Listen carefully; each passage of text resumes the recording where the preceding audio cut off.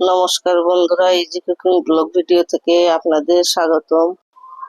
আজ আমি রান্না করব মিনার কাপ মাছ দিয়ে ছোট আলু ও শিম দিয়ে ঝোল। বন্ধুরা, আমি ঘরোয়া পদ্ধতিতে রান্না করে থাকি, তাই সহজভাবে রান্না করে দেখাবো। চলুন শুরু করা যাক। চুলায় কড়াই বসিয়ে দিয়েছি, কড়াইয়ে তেল দিয়ে দিয়েছি। তেলটা গরম হতে থাক। আমি এখানে 5 পিস মিনার কাপ মাছ নিয়ে নিয়েছি। মাছটা কেটে ভালো করে ধুয়ে পরিষ্কার করে নিয়ে নিয়েছি। মাছে দিয়ে দিলাম লবণ, দিয়ে দিলাম হলুদ। লবণ ও হলুদ দিয়ে মাছগুলো ভালোভাবে মেখে নিলাম। এখন বন্ধুরা দেখতেই পাচ্ছেন, ছোট আলু সেদ্ধ করে আঁশগুলো ছাড়িয়ে ধুয়ে নিয়েছি। এখন দিয়ে দিলাম লবণ ও হলুদ। লবণ হলুদ দিয়ে আলুগুলো মেখে রেখে দেব মাছ ভাজা পর্যন্ত, তাহলে আলুগুলোর কালার ভালো হবে। এখন কড়াইয়ে মাছ দিয়ে দিলাম। মাছগুলো দুপাশ উল্টিয়ে ভালোভাবে ভেজে নিব। বন্ধুরা, আমি যেহেতু ঘরোয়া রান্না করি, অল্প মশলা দিয়ে সহজভাবে রান্না করে থাকি, হাতের কাছে থাকা অল্প মশলা দিয়েই রান্না করে থাকি। যে মশলাগুলো না হলেই নয়, কম বেশি সবার ঘরেই এই মশলাগুলো থেকে থাকে। আমি অল্প মশলা দিয়ে সহজভাবে রান্না করে থাকি। এখন মাছগুলো ভাজা হয়ে গিয়েছে, মাছগুলো আমি তুলে নিলাম। এখন ওই তেলেই আমি শিমগুলো একটু লবণ দিয়ে মেখে রেখেছিলাম, শিমগুলো ভালোভাবে ভেজে নেব। শিমগুলো ভেজে উঠিয়ে নিব। শিমগুলো ভাজা হয়ে গিয়েছে, শিমগুলো আমি তুলে নিলাম। এখন ওই তেলেই দিয়ে দিব 2 টুকরো তেজপাতা ও 2 টুকরো দারচিনি। আপনারা চাইলে জিরেও ফোড়নে দিতে পারেন। এখন মেখে রাখা আলুগুলো দিয়ে ভেজে নিব। দেখতেই পাচ্ছেন বন্ধুরা, হলুদ ও লবণ দিয়ে মেখে রেখেছি, কালারটা কত সুন্দর হয়েছে।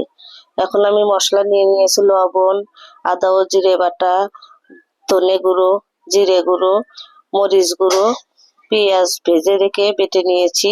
আপনারা চাইলে পেঁয়াজ কুচি বা কাঁচা পেঁয়াজও বেটে দিতে পারেন।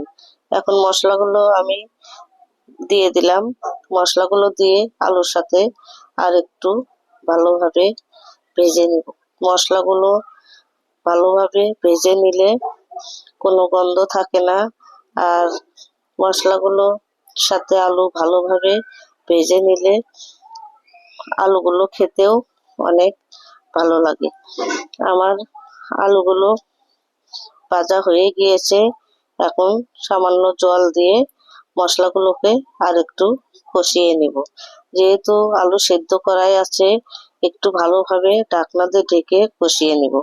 মশলাগুলো যত ভালোভাবে কষাবেন, কালারও সুন্দর হবে এবং তরকারিটা খেতেও ভালো লাগবে। এখন ভেজে রাখা শিমগুলো দিয়ে দিলাম। শিমগুলো দিয়ে আবারও নেড়ে চেড়ে ঢাকনা দিয়ে ঢেকে আর একটু কষিয়ে নিব। ঢাকনা দিয়ে ঢেকে দিলাম। বন্ধুরা, এভাবে রান্না করে খেয়ে দেখবেন, অনেক ভালো লাগে। দেখুন বন্ধুরা, মশলা থেকে তেল ছেড়ে দিয়েছে, দেখতেই পাচ্ছেন। আমার মশলা ও আলুগুলো কষানো হয়ে গিয়েছে। এখন ভেজে রাখা মাছগুলো দিয়ে দিলাম। আপনারা চাইলে তরকারিটা ফুটে উঠলেও মাছগুলো দিতে পারেন। আমার আলু ও শিমগুলো সেদ্ধই আছে, এই জন্য আমি আগেই মাছগুলো দিয়ে পরিমাণ মতো জল দিয়ে দিলাম। এখন ঢাকনা দিয়ে ঢেকে কিছুক্ষণ রান্না করে নিব। বন্ধুরা, এখনো যারা সাবস্ক্রাইব করেন নাই, অবশ্যই আমার চ্যানেলটিকে সাবস্ক্রাইব করে আমার পাশেই থাকবেন। আর নতুন বন্ধুদের প্রতি অনুরোধ রইল, অবশ্যই বেল বাটন অন করে রাখবেন, যাতে আমার ভিডিওগুলো সহজভাবেই দেখতে পান। বন্ধুরা, আমি সপ্তাহে 2 দিন, সোমবার ও বৃহস্পতিবার সন্ধ্যা 6টা থেকে 7টার মতো আপলোড করে থাকি। আপনারা অবশ্যই দেখবেন। এখন দিয়ে দিলাম সামান্য দারচিনি গুঁড়ো। দারচিনি গুঁড়ো দিয়ে তরকারিটা ভালোভাবে মিশিয়ে নিলাম। এখন দিয়ে দেব ধনেপাতা কুচি। ধনেপাতা কুচি দিয়ে আবারও ঢাকনা দিয়ে ঢেকে কিছুক্ষণ ঝোলটা শুকিয়ে রান্না করে নেব। বন্ধুরা, আমরা প্রতিদিন যা খাই তাই রেসিপি বানিয়ে দেখাই। বন্ধুরা, দেখতেই পাচ্ছেন কালারটা অনেক সুন্দর হয়েছে। আপনারা এভাবে ছোট আলু দিয়ে মিনার কাপ মাছ বা যে কোনো অন্য মাছ দিয়ে এভাবে সুস্বাদু রেসিপি বানিয়ে খেতে পারেন। আপনারা চাইলেও ডিম দিয়েও এভাবে রান্না করে নিতে পারেন। আমার তো অনেক ভালো লেগেছে। আপনারা এভাবে রান্না করে খেয়ে দেখবেন আর আমাকে কমেন্টে জানিয়ে দিবেন কেমন হয়েছে রান্নাটি। আমার রান্নাটি যদি আপনাদের ভালো লেগে থাকে অবশ্যই লাইক, কমেন্ট, সাবস্ক্রাইব করে দিবেন। বন্ধুদের মাঝে বেশি বেশি শেয়ার করে দিবেন। বন্ধুরা, আপনাদের মূল্যবান সময় নষ্ট করে আমার ভিডিওগুলো দেখার জন্য অনেক অনেক ধন্যবাদ। আবারও নিয়ে আসবো নতুন কোনো রেসিপি। ভালো থাকুন, সুস্থ থাকুন, সবাইকে ভালো রাখুন।